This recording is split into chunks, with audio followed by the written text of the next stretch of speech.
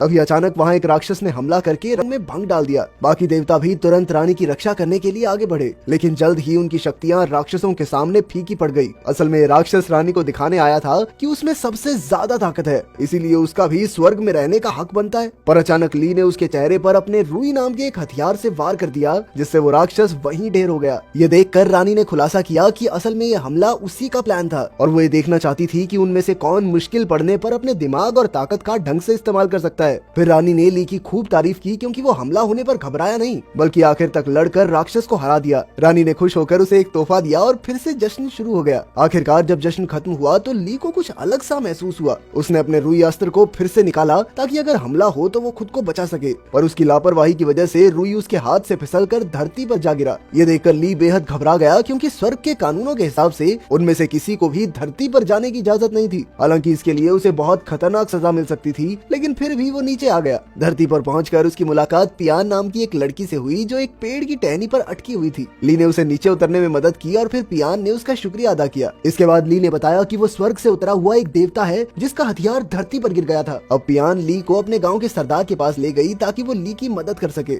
जब वो दोनों गाँव पहुँचे तो अचानक कुछ राक्षसों ने गाँव पर हमला कर दिया, क्योंकि वो उनका कीमती खजाना चुराना चाहते थे। ये खजाना असल में एक जादुई चीज थी। अब ली भी पीछे नहीं हटा और उसने सभी राक्षसों का जमकर सामना किया। आखिरकार उसने एक राक्षसी मकड़ी को उसी के जालों में फंसाकर हरा दिया। इसके बाद ली ने एक बेहद ताकतवर राक्षस को हराया, जिसके शरीर की बदबू के सामने बड़े बड़े टिक नहीं पाते थे। आखिरकार गांव के सरदार और बाकी लोगों ने ली का जमकर स्वागत किया और उसके लिए खास एक पार्टी भी रखी। आखिरकार ली ने सरदार से उनके खजाने के बारे में पूछा तो उसने बताया कि कुछ महीने पहले आसमान से एक सुनहरी रोशनी आकर सीधा एक पहाड़ पर पड़ी। इसके बाद से गांव में शांति फैल गई और तभी से उन सब ने मिलकर इस खजाने की हिफाजत करने का फैसला किया। ये खजाना एक पहाड़ की चोटी पर मौजूद गुफा में था, जहां गांव वालों ने तरह तरह के जाल बिछाए थे ताकि राक्षस इस खजाने को चुरा न सके। ये सुनकर ली को यकीन हो गया कि ये उसके दिव्य हथियार रुई की बात कर रहे हैं। उसने सरदार से कहा कि ये खजाना उसका हथियार है और वो उसे वापस लेने ही जमीन पर आया है। ये सुनकर सब हक्के बक्के रह गए, पर सरदार ने कहा कि भाई तुम्हारी चीज है तो तुम्हें मिल जाएगी। पर सच तो ये था कि सरदार की खजाने को लौटाने की कोई नियत नहीं थी, बल्कि उसने तो ली को पकड़कर जंजीरों से बांध दिया। ली ने बचने की कोशिश की, मगर उसे एक खास तरह की शराब पिलाई गई थी, जिससे देवता और राक्षस सबकी शक्तियाँ कमजोर हो जाती हैं।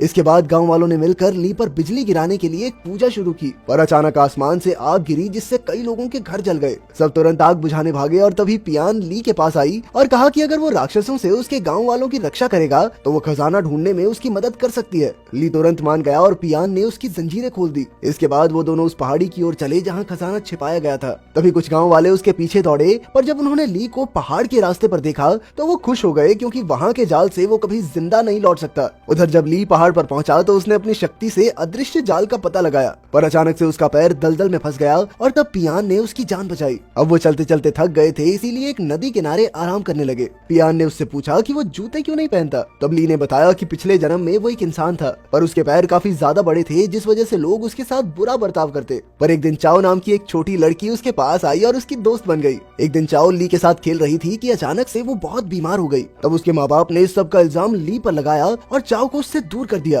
कुछ दिन बाद ली चाओ के लिए एक खिलौना बना रहा था कि अचानक उसे महसूस हुआ कि गांव में एक भूकंप आने वाला है। वो तुरंत चाओ के घर गया और उसे उठाकर भागने लगा, पर अचानक उसे गांव वालों ने पकड़ लिया, क्योंकि उन्हें लग रहा था कि ली ने चाओ को अगवा किया है। उन सब ने मिलकर ली को इतना पीटा कि उसकी वहीं मौत हो गई। आखिरकार ली स्वर्ग पहुंचा, जहां स्वर्ग की रानी ली की अच्छाई देखकर बेहद खुश हुई। फिर उन्होंने ली के पैरों के साइज को आम इंसानों जितना करके उसे एक देवता बना दिया। पर देवता बनने के बाद भी ली ने जूते नहीं पहने, क्योंकि उसे नंगे पैर रहने की आदत हो चुकी थी। ली की कहानी सुनकर पियान ली के साथ आगे निकल पड़ी। आखिरकार वो उस गुफा तक पहुंच गए जहां कई जाल बिछाए गए थे। ली की शक्तियों की मदद से उन्होंने बड़ी आसानी से सभी जाल पार कर लिए और एक पुल तक आ पहुंचे, जहां अंत में खजाना छिपा था। अब ली ने जैसे ही पुल पर पैर रखा तो अचानक उसके शरीर को जोरदार धक्का लगा। असल में इस पुल पर जादुई घंटियां बंधी हुई थी, जिस वजह से ना देवता और ना ही राक्षस इस पुल को पार कर सकते हैं। तब पियान ने आगे होकर पुल पर बंधी हुई सारी घंटियां निकाली ताकि ली आगे बढ़ सके। अचानक से उसका पैर फिसल गया, क्योंकि पुल बहुत खतरनाक था, पर वो हिम्मत करके ऊपर आई।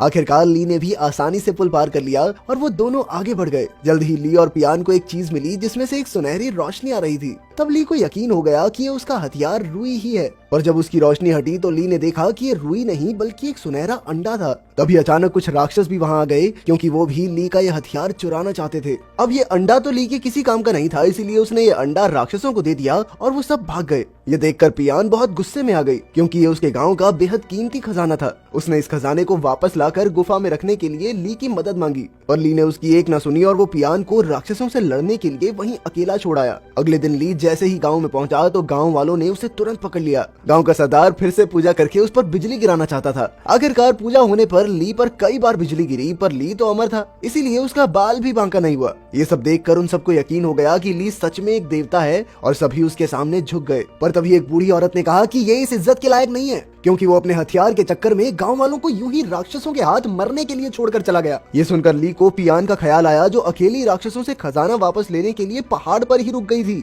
दूसरी ओर सभी राक्षस सुनहरे अंडे को देखकर काफी हैरान परेशान थे। आखिरकार उन्होंने मुर्गी राक्षस को इस अंडे पर बैठने का हुक्म दिया, ताकि अंडे के अंदर जो भी है उसे बाहर निकाला जा सके। उसी वक्त पियान खुद भी एक बिल्ली राक्षस का भेष बनाकर राक्षसों के अड्डे पर आ पहुंची। फिर उसने बड़ी चालाकी से राक्षसों को फुद्दू बनाकर उनसे अंडा ले लिया। पर जैसे ही वो अंडा लेकर वहां से भागने लगी तो राक्षसों को पता चल गया कि पियान एक इंसान है। उन्होंने तुरंत पियान पर हमला कर दिया और वो उसे मौत के घाट उतारने ही वाले थे कि ऐन मौके पर ली ने वहां पहुंचकर पियान की जान बचाई। ली ने सभी राक्षसों की जमकर धुलाई की और आखिरकार खजाना लेकर वो दोनों गांव लौट आए। उन्हें देखकर सभी गांव वाले बेहद खुश हुए, क्योंकि खजाना सुरक्षित था। इसके बाद उन्होंने इस अंडे को खोलने के लिए पूजा शुरू की और जैसे ही अंडा टूटा तो अचानक उसमें से किंग नियाओ नाम का एक राक्षस निकला। ये वही राक्षस था जिसे ली ने स्वर्ग की पार्टी में हराया था। नियाओ ने बताया कि वो अकेला ऐसा राक्षस था जो स्वर्ग में रहता था और बाकी के देवता उसे हमेशा परेशान करते थे। जश्न के दौरान जब उसने उन पर हमला किया तो उसे लग रहा था कि सभी देवता एक जैसे होते हैं, इसीलिए उसने ली पर भी वार कर दिया। पर तब ली ने अपने हथियार रियू से हमला करके नियाओ को हरा दिया, जिससे वो सीधा धरती पर आ गिरा और एक बड़े से सुनहरे अंडे में बदल गया।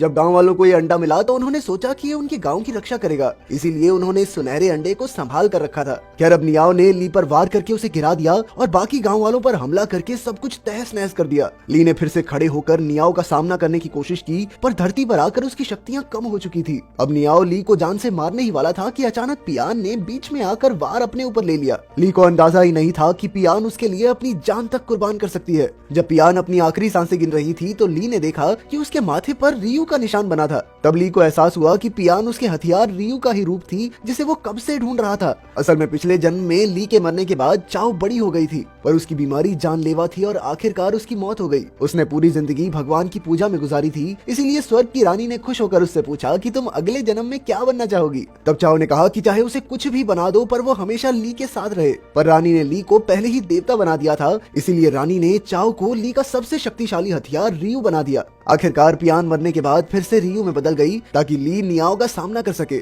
इसके बाद उन दोनों में भयानक युद्ध शुरू हो गया और आखिरकार ली ने रियू के वार से उसे हरा दिया। जल्द ही स्वर्ग की रानी बाकी देवताओं के साथ वहां आ गई और अब वो ली को सजा देने वाली थी, क्योंकि ली बिना उसकी इजाजत के धरती पर आ गया। ली सजा के लिए तैयार हो गया, पर तब सभी गांव वाले रानी के सामने झुक गए और उनसे ली को माफ करने की दरख्वास्त की, क्योंकि ली ने उन्हें राक्षसों के आतंक से बचाया था। उनकी मिन्नतें सुनकर आखिरकार रानी मान गई और ली को माफ कर दिया। पर जब रानी नियाओ को सजा देने लगी तो ली ने उनसे दरख्वास्त की कि वो नियाओ को माफ करके एक मौका और दे, ताकि वो अपनी गलतियों को सुधार सके। ये सुनकर रानी ने उसे भी माफ कर दिया और नियाओ की सांस में सांस आई। आखिरकार ली ने कुछ समय और उसी गांव में रहने का फैसला किया, ताकि कोई भी राक्षस उन पर हमला न कर सके।